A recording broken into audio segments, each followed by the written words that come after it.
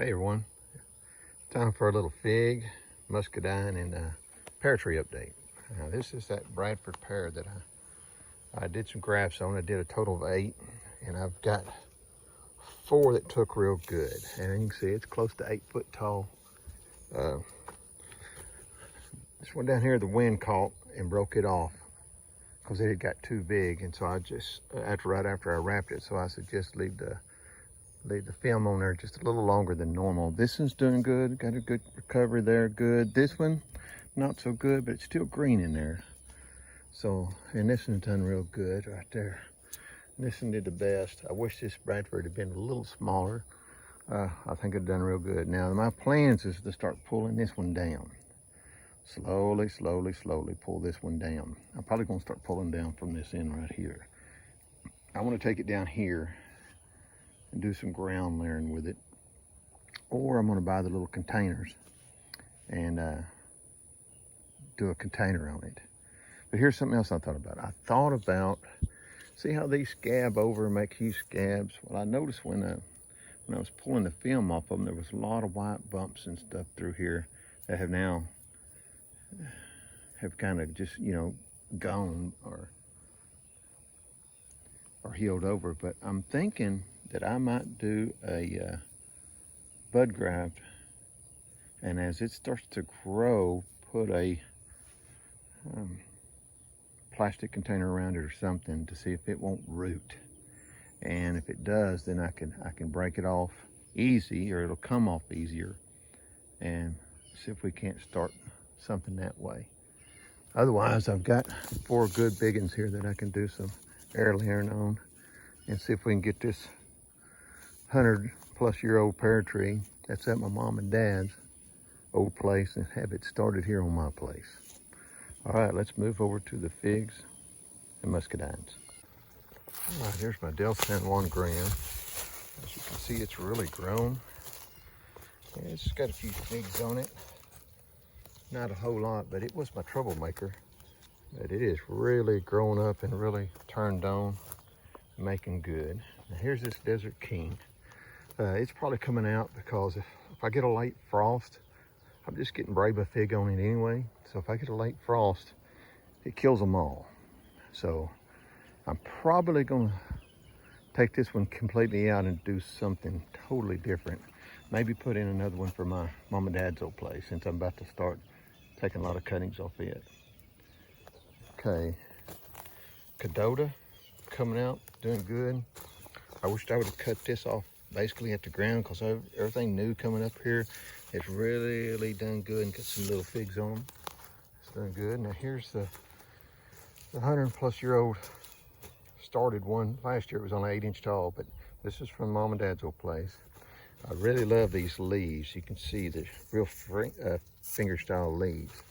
It's got a lot of figs on it, and the figs have got, I don't know if you see them, they got a lot of little speckles on them. I guess that's common on a lot, but we really don't know what brand or what kind this is, but we'll see. I'll cut this off right here so I can get some more cutting started. So hopefully that works out good. I think it will be. And here's my Celeste. It's got a lot of figs on it. It's kind of loaded, but a lot of figs. Doing good. Okay, here is this unknown that come from Ace Hardware. It's got a lot of figs on it.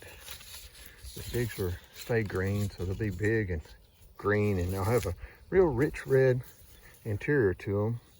That's got a real good raspberry, strawberry, a little tart, but a really sweet taste to it. And I've got some started coming off of it. I just don't know what kind it is. I've been pinching the top just to get more fruit off of it. Now listen to Danny on my fig sticks. I don't know what this one is anymore. I thought it was a brown turkey, but it may be Texas everbearing. The fruit kind of looked more like his Texas everbearing. Here's the big old leaves on them. They're really done really good. Lots of fruit. I've been pinching the top off of them, trying to keep them back. Now a lot of people like single stem stuff. I just let mine go, and I'll cut it back at the end of the year so I can kind of maintain it for the coldness. Now this right here, when you buy a tissue cutting, sometimes this is what you get. This little rascal, I ordered 3 of them. I got 3 of them, and they were only about 2 to 3 inches tall. It's in the ground, growing good now. This is Olympian. I've got a couple more over there. We're gonna see how they do. But that's my figs in here. I've had a Texas peach. I moved over there because it wasn't doing nothing. So now, let's look at some of these muscadines. Then we'll hit the figs again. All right, this is my Ruby Crisp. This is my replacement one from Ison's. It's really gone. I went ahead and just let it split right there since it was doing it on its own. And it's probably a good 5 feet down this way, a good 4 feet down this way. Really looking forward to this next year. Now let's look at the other one. Okay, this is the other one. It come from Ison's. It had a start on that other one because that other one's replacement, but it's probably 6 foot down this way, and at least maybe 8 foot down there because it's almost to the end of the wire. It's really growing, really branching out, really doing good. Of course, I'm pouring the water to it now. I'm on a drip system. I got most of my little 2-gallon-hour drips on about every 2 to 3 foot, something like that. Now here is my lane. Not a lot of fruit on it, and I think I know why. I think it's a combination of me and a combination of Mother Nature. The late frost and cold spring we had really hit these, I think, just like that Desert King fig, which a frost got all the figs on it. But you can see I don't have a lot, but what I have is good size. Now this one, I didn't expect a lot because it had such a hard time last year, but I cut it, recut it, and restarted it at the very top here. And it's down in the wire both ways and doing really good. It's just a little later and should be good for next year. And this here, it's made some little fruit, and it's got some more fruit in there. Just not a lot of loaded up fruit in there. And I think the reason is because I used triple 13 on the 15th, but I used the fertilizer I used for my onions, which is ammonium nitrate and not calcium nitrate. I think that was a problem. So next year, strictly calcium nitrate. I have some ordered and in, so I'm gonna maybe do one dressing of it, but it's so hot in July, so this, if I do it, it'd be the last time. But this is the muscadines. Really, really love these lanes. If y'all haven't tried them, try them. Thin skin, crisp, plum-like taste. Really, really, really, really good. Anyhow, let's go look at a couple more figs.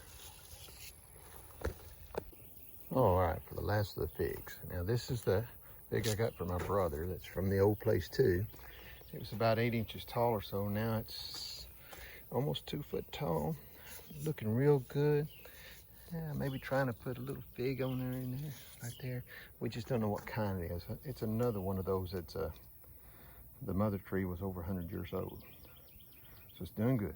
Okay, here's my other tissue, Olympian. You can see it's much bigger and better over here. It really likes this spot right here, so that's good. And this is that Texas peach. I moved it over here to get it away from my garden. I don't know what was going on over there, if it was just not liking it, but I pinched the top and I've got more coming. Sorry if the video's a little fuzzy there, but it's really doing good now since I moved it over here and pinched it a little bit. I think next year, I might cut it way back to see if we get a lot more new growth to really build it up. But I've cleaned up a bunch of this out here, and in about 30 minutes or so, this one will be in sun, full sun, and same way with these in about an hour or so. And they're really liking this area. I kind of cleaned this creek out, built the grandkids a little covered bridge here that we drive our little cars and golf cart across.